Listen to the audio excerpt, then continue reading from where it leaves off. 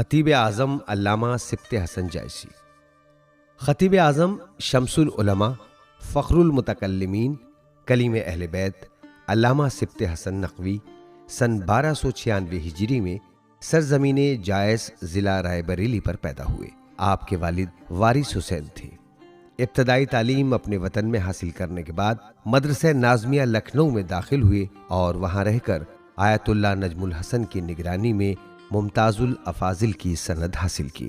سلطان المدارس میں آیت اللہ باقر العلوم سے کسب فیض کر کے صدر الافاضل کی سند دریافت کی۔ پنجاب یونیورسٹی سے مولوی فاضل کی سند لی۔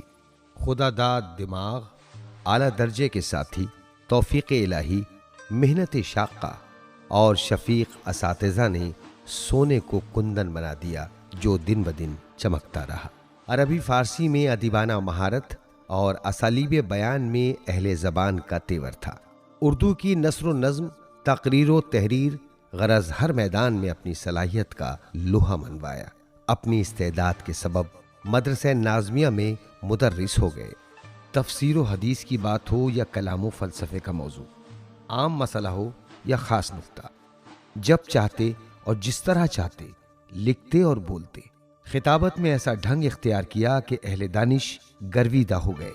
علم و ادب اور نکتہ آفرینی میں وہ رنگ ایجاد کیا کہ علماء دنگ رہ گئے۔ آپ کی خطابت پورے ہندوستان میں مشہور تھی۔ آپ کی نثر کے سامنے سامعین نظم بھی بھول جاتے۔ مضامین عالیہ کو نہایت فصاحت کے ساتھ بیان فرما کر دل نشین فرما دیتے۔ کلکتہ و پنجاب وغیرہ بڑی مشکل سے تشریف لے جاتے، اس لیے کہ رؤسائے لکھنؤ نہیں چاہتے تھے کہ آپ باہر تشریف لے جائیں۔ چنانچہ صاحب تذکرہ بے بہا فرماتے ہیں 1336 ہجری میں ریاست رامپور میں عشرے کی چند مجالس اس شان سے پڑھی کہ روزانہ لکھنؤ سے آتے اور جاتے اور لکھنؤ کی مجالس بھی پڑھتے تھے۔ 1337 ہجری کا عشرہ بھی اسی طرح سے پڑھا۔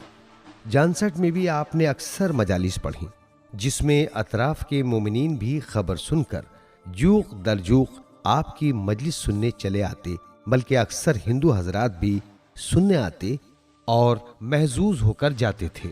روداد انجمن جعفریہ مظفر نگر منعقدہ دسمبر 1907 عیسوی میں ہے کہ علامہ سبط حسن نقوی ممتاز الافاضل لکھنؤ کا واعظ تقویٰ اور پرہیزگاری سے متعلق ہو رہا تھا، جس میں آپ نے انما یتقبل اللہ من المتقین کی تفسیر ایسی خوش اسلوبی سے بیان فرمائی کہ ہر شخص ہندو مسلمان عالم وجد میں تھا۔ جناب کے واعظ سے ہر فرقے کے لوگوں نے فائدہ اٹھایا۔ تقریر کے بعد ایک عالم حیرت طاری تھا اور ہر طرف سے داد و تحسین کی آواز بلند تھی۔ کوئی کہتا تھا کہ ایمان دلوں میں اتار دیا۔ سید شوکت حسین رئیس ککرولی نے جوش میں آ کر فوراً ایک گنی جناب پر تصدق کر کے داخل سرمایہ انجمن کی اور حاضرین جلسہ نے علامہ سے مکرر درخواست کی تو ایک روز انجمن کے واسطے اور بڑھایا گیا اور آپ نے اگلے دن بقیہ واعظ 2 گھنٹے تک ارشاد فرمایا۔ پرچہ اصلاح کھجوا کے مطابق آپ نے کالج کے طلاب کی گزارش پر اس مجلس میں وہی مطالب بیان کیے جو کئی سال سے متواتر واعظ بیان فرمائے تھے۔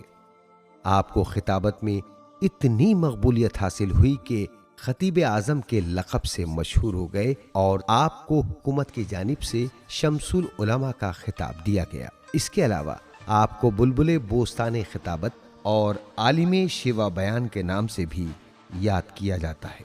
موصوف کو کتابوں سے بے حد عشق تھا، لہذا تمام مصروفیات کے باوجود تصنیف و تالیف میں بھی نمایاں کردار ادا کیا۔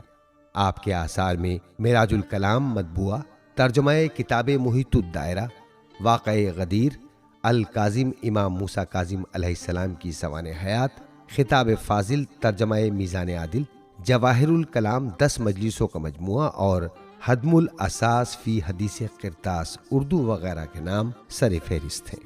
اس کے علاوہ آپ کے اردو، فارسی اور عربی میں دیوان بھی ہیں جن کی اشاعت نہ ہو سکی۔ علمی کارناموں کے علاوہ آپ نے سماجی و تعمیری کاموں میں بھی اہم کردار ادا کیا، جیسے شیعہ کالج کی تاسیس میں رؤساء بادشاہ نے وقت کے پہلو بپہلو رہے اور اپنی آمدنی کا کثیر حصہ عطا فرمایا۔ سن 1337 ہجری میں والی ریاست محمود آباد نے مدرسۃ الواعظین کا افتتاح کیا تو آپ اس مدرسے کے پہلے صدر مدرس معین ہوئے۔ اللہ نے آپ کو 3 فرزند نرینہ عطا کیے جن کے اسما کچھ اس طرح ہیں: منظر، محمد موسیٰ اور وارث حسین۔ آخر کار یہ علم و خطابت کا درخشاں آفتاب 28 محرم سن 1354 ہجری مطابق 1935 عیسوی میں سرزمین لکھنؤ پر غروب ہو گیا۔ خبر وفات پورے ملک میں آگ کی طرح پھیل گئی۔ تمام ملک کے اخبارات نے خاص شمارے نکالے، پورے ملک کے دانشوروں نے سوگ منایا۔ آپ کے جنازے میں تمام مذاہب کے افراد، شیعہ، سنی، ہندو اور عیسائی شریک ہوئے۔ اس کی مثال اس سے پہلے کے بزرگوں نے نہیں دیکھی تھی۔ دریائے گومتی پر غسل ہوا۔